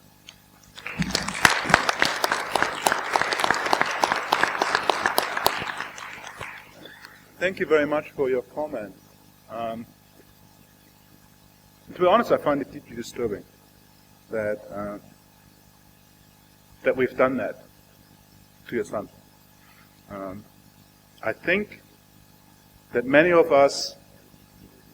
Oh no, I didn't. No, but it's my institution, right? It's yeah. Oh, thanks. No, but I think it's such an experience, to my mind. It's an important reminder that we have to be very careful in how we perceive our students, how we treat them in our class, and how we respond to their cultural background. And that's what Shauneen was saying. I think it's those kinds of attitudes that we really have to watch and be careful with and consider it. So thank you very much for your comment. Carlos, last word. Thanks, Thomas. Okay, I wanted to make a comment, and I'm afraid I'm going to disappoint Dr. Charrier up there, because he very much wanted to maintain that strong distinction between issues related to pedagogy and other issues with the liberal arts. But I'm going to tackle the pedagogy bit first, and maybe I can link it to more general issues with the liberal arts. And the way I wanted to get into this is by not letting a certain picture that Dr. Helfand, is it the name Helfand? I didn't want to leave a certain picture you put up there very effectively, by the way, of old-style profs. I didn't want to let that picture go unchallenged. I think that you're being polemicists in the presentation of what you do at Quest, because you guys are trying out a very good experiment, obviously one that has some efficacy. But one of the things you had to do to sort of pursue this polemic and make that good case for yourself was dump on old-style teaching. And there were a couple of metaphors there that I quite disagree with, right? Like this picture of a full beaker that is being emptied into the empty beakers of the students. Because I am contemptibly conservative and old-styled in that regard. Like I, in my own classes, do this and remember finding professors in my university when I studied who taught like that. They were the talking head, who were the possessors of knowledge, walked all over the stage and spoke. And I remember finding them absolutely riveting and finding those classes edifying, constructive, made me a better critical thinker, certainly a great note taker. All skills that are very valuable. So what I'm pushing for here is I wouldn't want your polemic, which is a good polemic. I know why you're doing this, but I don't want to do away with this older style of teaching, which I know can be excellent. Right? There has to be room for that kind of stuff too. And that leads me to the next point, which is I still see a great deal of room for strong disciplinarity. Again, the image you brought up was of these isolated towers throwing hot oil or old piss water on each other. I find it important to maintain and defend the strength of each discipline. One of the big threats that you find in these European interdisciplinary centers is they take money away from old established disciplines, create a glitzy new center, interdisciplinary center, with none of the strengths of the old disciplines, right? And that just misses the point. I mean, if you're going to have interdisciplinarity, that's because you are preserving the strength of each discipline. And for each discipline's contributions to be strong, you have to protect disciplinarity. I would like to think that you are not dissing disciplinarity radically. I'll leave it at that. It would be difficult for me to respond to that in less than an hour and 45 minutes, but let me try. As to your first point, I'm afraid I do fundamentally disagree with you. Of course it worked brilliantly for you. You're the 1% of your students who turned into a faculty member. University faculty members have this reputation for being flaming political liberals, right? They are the most conservative species in the local universe, and being an astronomer, I can extend my analysis beyond Earth. The whole system has worked perfectly from you. It took little tiny 6-year-old you and turned you into a famous university professor. Obviously it's perfect, nothing can change. I think that's a fundamental error. I have done experiment after experiment. I lecture at Columbia. I've won every teaching award Columbia has because I'm a great lecturer. And I've done experiment after experiment with hundreds of students showing they know absolutely nothing a year after they've taken the class. Transfer of information is not the same as education. On your second point, I would largely agree with you. All of our faculty have PhDs, and all of them come from a strong disciplinary training. We actually don't talk about interdisciplinarity, we talk about multidisciplinarity. But for me, the point of an undergraduate education, not a graduate education, which I would note that North American universities still by far lead the world in, but an undergraduate education is to take this narrow, unbelievably culturally centric 18-year-old mind and smash everything. So yes, you learn nothing in high school. Now let's start again. But let's not do it, if you're going to be a geologist, by teaching you about geology. Let's do it by teaching you how different parts of the world, different people in different parts of the world think about things, how people with different disciplinary perspectives think about things, so you can then combine those different intellectual tools. There are valuable tools in multiple disciplines, and combine them in a way that does something new and creative and important and valuable. So I'm not in favor of demolishing PhD programs. I have one, and all of my colleagues have one, and I think it's critically important. But I see the world as a physicist sees the world. I think that's a marvelous way to look at the world. But it's certainly not the only way to look at the world, and I don't want undergraduates that we teach at Columbia to take only physics courses, well, I don't at Columbia, but at other universities, take only physics courses to go out into the world and attempt to solve problems because they're going to fail.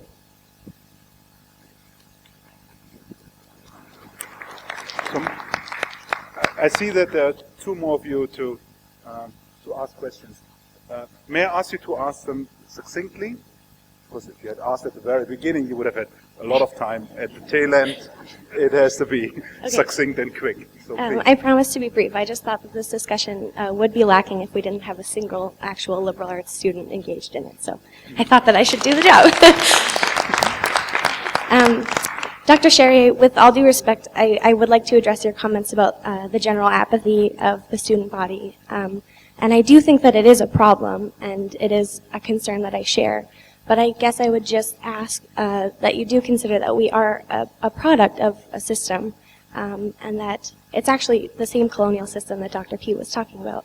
And that actually, by the nature of the system, the university system as it exists, which is a prohibitively expensive one, in which students are stretched incredibly thin, you come to class and probably work 2 jobs, who knows what else, hopefully volunteer actions or the kind of engagement that we would hope for from young people.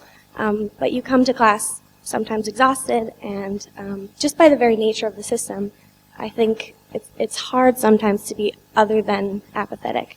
And I was wondering perhaps if, David, you could talk a little bit about the kind of engagement that you see with your students and maybe where you see that as coming from and how they sort of navigate it. Well, a key part of what we do is that all students live on campus all 4 years. And we integrate their entire environment as a living and learning environment. The first 2 days they're in class. They're not in class, they're out in the woods learning leadership skills and learning how to rely on each other to do things. The entire first month is programmed almost every hour. So we're shaping them into people who can have good discussions in class and who can manage their time effectively, so they do, because they do work. A lot of our students work as well, because believe me, our students pay more than you students do. And we're trying to shape the entire environment as an experience in which they can get the most out of the education while fulfilling the other responsibilities. Courses have built-in service learning things where they have to go into the community and work in community organizations as part of the requirements of the course. And so, but a huge advantage we have, and I recognize it's a unique advantage we have, is that everyone lives on campus all 4 years, so we can support them in multiple ways, in their residences, in the library, in the learning commons we have, where every student goes, not just the students who are struggling, and in the classrooms and with the faculty, who again are there for the purpose of making their education as good as it can be, not for a variety of other purposes the university might require. One quick question, and it'll be the F-word question, which is funding. And I want to talk about the incredible pressures on post-secondary education, and it's moving farther and farther into the area of being creators of people for specific vocations and professional skill shortages, and how do we make the university what it needs to be, which you're talking about, that creative, innovative, productive kind of thing to deal with the global issues we're dealing with, when the people who are writing the checks are saying these institutions are providing professional and vocational skills shortage output, and that's why they're there. Maybe this is another whole session. Thank you. I recently had an encounter with the BC Minister of Jobs, who's sort of the second most powerful person in the BC Legislative Assembly. And she listened politely about what we were doing at Quest, and when I finished, she said, well, that's great, but I need 40,000 pipe fitters in the next 10 years, and you're not going to supply any of them. And my response was, no, we'll supply the one person that shows you how you only need 10,000 pipe fitters.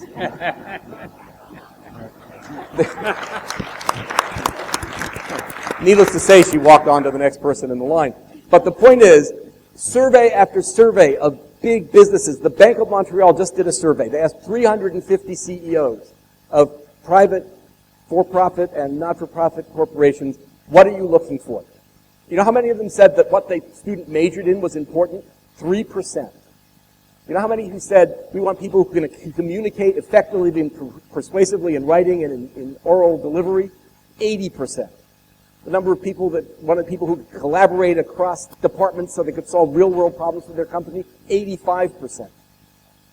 It's a myth, and it's propagated by a certain political culture, which I understand is a problem here and in the United States, but it's a myth. That's not the people they want. They want people who can think. Yes, that's what we hear in talking to employers. I mean, that is business admin, and just to add to the question or the comment, one of my worries is someone who's benefited from a liberal arts education in history. I'm quite concerned about the continual rise in university tuition fees. And this is just influences decisions that high school students and their parents make about programs. And it becomes a vicious cycle. Like, just tuition's higher. I'm going to go to a program that's vocational, and you know, I can pay off my student loans that way. And my own personal view, I like to see tuition go down. I think it's sort of feeding into this. So. Thank you very much. I'm supposed to have some final comments, but given that we are already 15 minutes over time and I've talked too much already, I would just like to end this part of the evening by thanking our keynote speakers and our panelists. I would also like to thank President Timmons, who has spearheaded this, who has put a lot of effort and determination into stimulating these talks about the role of the liberal arts that are so crucial for our institution. And I would like to thank you for coming tonight and for asking important questions and for reminding us that what we do is important, and that what we do and that how we teach and treat our students is really at the heart of our institution. So thank you. There are refreshments available at the theater lobby, and we can certainly continue our conversation. We can also talk about something else. But clearly, the issues that we touched upon tonight are important and will stay with us. So thank you very much.